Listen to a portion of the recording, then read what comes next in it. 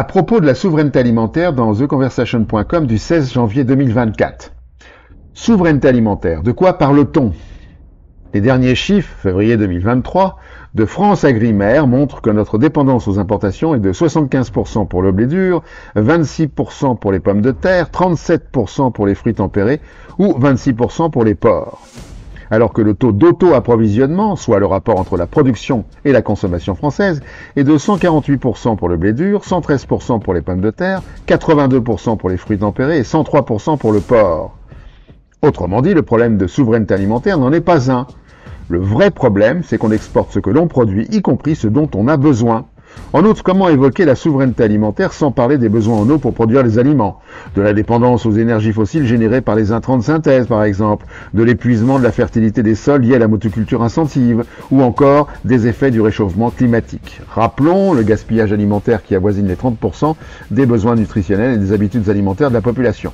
Donc, nous sommes potentiellement autosuffisants. De plus, en 1950, 72% du territoire était dédié aux activités agricoles. En 2020, ce sont 50%. Une petite partie de ces surfaces a été artificialisée, la majorité a évolué en friche à hauteur de 1000 km² par an en moyenne. Nous avons donc les réserves foncières pour déployer les cultures bio à grande échelle.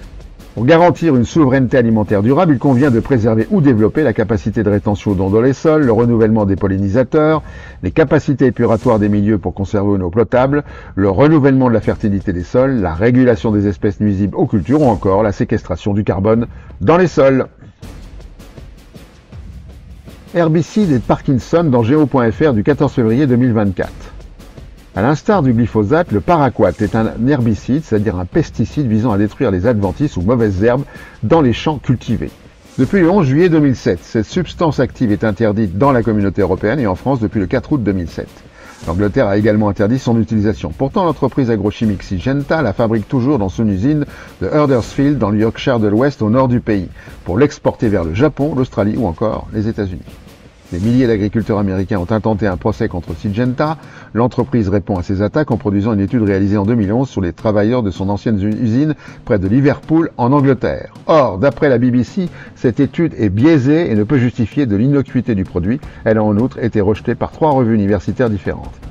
Ce qui est recherché est la relation de cause à effet entre le paraquat et la maladie de Parkinson. Une étude épidémiologique réalisée par le département de neurologie de l'Université de Californie à Los Angeles et publiée dans l'International Journal of Epidemiology le 2 février 2024 montre que l'exposition au paraquat augmente le risque de maladie de Parkinson. Le professeur Bas Blum, directeur du Radboudumc Center of Expertise for Parkinson and Movement Disorders aux Pays-Bas, confirme que les scientifiques du monde entier sont convaincus que le paraquat est une cause de maladie de la Parkinson. Il ne semble pas que ce scandale ait arrêté la fabrication du produit par Syngenta.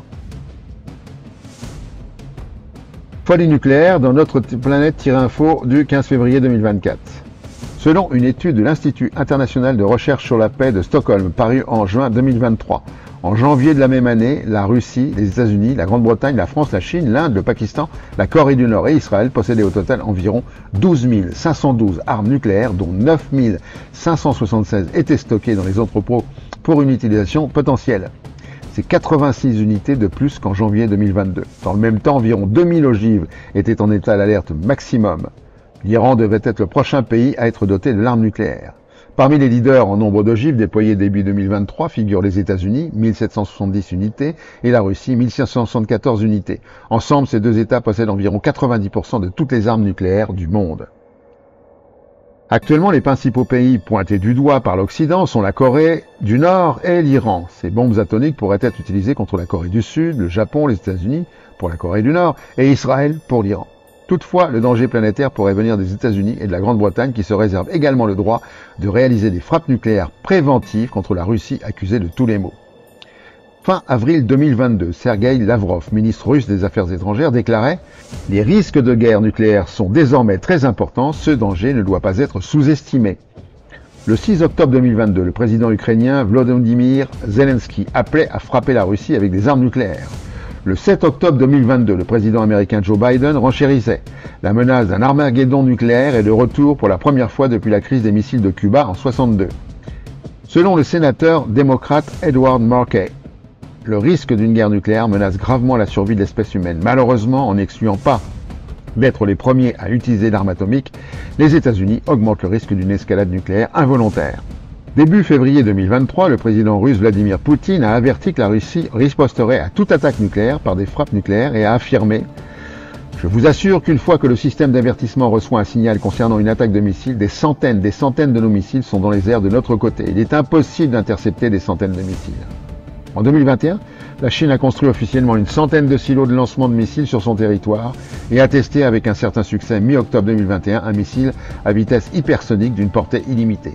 Ils sont tous devenus fous et Rachid Kalikov, directeur du Bureau des Nations Unies pour la coordination des affaires humanitaires, de prévenir dès mars 2013 les conséquences humanitaires d'une attaque ou d'un accident nucléaire seraient potentiellement dévastatrices et catastrophiques. Forêt amazonienne, un possible point de rupture d'ici 2050 dans le temps.ch du 15 février 2024. Une étude publiée dans Nature le 14 février 2024 indique que entre 10 et 47% de la surface de l'Amazonie seront exposés à des perturbations cumulées susceptibles de déclencher des transitions écosystémiques inattendues et d'exacerber le changement climatique régional. Sous la pression des températures plus chaudes, des sécheresses extrêmes, de la déforestation et de l'érosion, jusqu'à près de la moitié de l'Amazonie atteindrait ainsi un point de rupture ou point de bascule, tipping point en anglais, entraînant la forêt dans un cercle vicieux synonyme d'un potentiel effondrement des écosystèmes. 5 facteurs ont été identifiés. 1. Le réchauffement climatique. 2. Les précipitations annuelles. 3. L'intensité de la saisonnalité des précipitations. 4. La durée de la saison sèche. 5. La déforestation. L'étude rappelle que l'Amazonie abrite 10% de la biodiversité de la planète, stocke une quantité de carbone équivalente à 15 à 20 ans d'émissions de l'humanité et produit un effet de refroidissement net qui contribue à stabiliser le climat de la planète. En synthèse, de puits de carbone, l'Amazonie risque de devenir source émettrice. Nous n'avions pas besoin de cela. Plus 4 degrés centigrades en France dans youmatter.world du 23 janvier 2024. La troisième version du plan national d'adaptation au changement climatique, dit PNACC, qui sera publié cet été, s'appuie sur une hypothèse d'une hausse des températures en France de plus 4 degrés d'ici 2100 par rapport à l'ère pré-industrielle. Cette hypothèse a été confirmée par une étude publiée le 4 octobre 2022 dans la revue Earth System Dynamics. Patrice Josse, directeur de la climatologie et des services climatologiques à Météo France, précise que l'Europe de l'Ouest et la France font partie des régions du globe qui se réchauffent plus vite que la moyenne planétaire. Selon les prévisions des modèles climatiques, une hausse moyenne des températures de plus 2,7 degrés est en effet attendue dans l'Hexagone d'ici 2050, alors qu'elle ne serait que de plus 2 degrés pour la moyenne mondiale. Celle-ci pourrait atteindre plus 4 degrés d'ici 2100 contre 3 dans le monde. Joël Guillot, chercheur émérite au Centre européen de recherche et d'enseignement en géosciences de l'environnement, indique que si on regarde le sud de la France, aujourd'hui, nous sommes à 2 degrés en moyenne et on prend plus 0,4 tous les 10 ans. Il est donc possible, dans 30-40 ans, que le sud de la France atteigne les plus 4 degrés avec la trajectoire actuelle.